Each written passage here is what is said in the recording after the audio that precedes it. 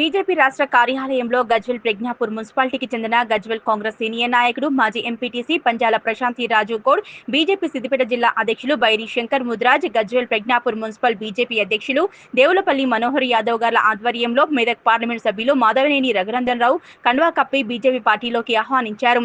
ఈ సందర్భంగా మెదక్ పార్లమెంటు సభ్యులు మాధవనేని రఘునందన్ రావు మాట్లాడుతూ వచ్చే స్థానిక సంస్థల ఎన్నికల్లో గజ్వేల్ ప్రజ్ఞాపూర్ మున్సిపాలిటీపై బీజేపీ జెండా ఎగరటం ఖాయమన్నారు. దానికి ఉదాహరణగా ఎంపీ ఎన్నికల్లో మున్సిపాలిటీలో లీడ్ రావటమే అన్నారు. ఆ దిశగా కార్యకర్తలు కృషి చేయాలన్నారు. ఈ సందర్భంగా పంజాల రాజు గౌడ్ మాట్లాడుతూ కాంగ్రెస్ పార్టీలో ఎంత కృషి చేసినా కృషి లేకుండా పోయిందన్నారు. 50 ఏళ్లుగా తమ కుటుంబం కాంగ్రెస్ పార్టీ కోసం గజ్వేల్లో కష్టపడుతున్నా ఇటువంటి గుర్తింపు లేకుండా పోయిందన్నారు. గజ్వేల్లో కాంగ్రెస్ పార్టీ అవలంబిస్తున్న తీరు కాంగ్రెస్ నమ్ముకున్న కార్యకర్తలకు వ్యతిరేకంగా జరుగుతుందని, అలాగే బీజేపీ విధి విధానాలు నచ్చి ప్రధానమంత్రి నరేంద్ర మోదీ సుపరిపాలన, కేంద్ర ప్రభుత్వ పథకాలు తెలంగాణకు అవసరమని చేరడం జరుగుతుందన్నారు. ఈ కార్యక్రమంలో బీజేపీ గజ్వేల్ పట్టణ మండల అధ్యక్షులు దేవులపల్లి మనోహర్ యాదవ్, పంజాల అశోక్ గౌడ్, బీజేపీ నాయకులు వెంకటరెడ్డి, నత్తి శివకుమార్, నాగు ముదిరాజ్, భాస్కర్ రెడ్డి, నాయిని సందీప్, మడ్కూరి నరసింహ, బార్ అరవింద్, వడ్డేపల్లి ప్రసాద్, తలారి రాజు, పంజాల శివకుమార్, గడియారం రాజేశ్వర్ చారి తదితరులు పాల్గొన్నారు.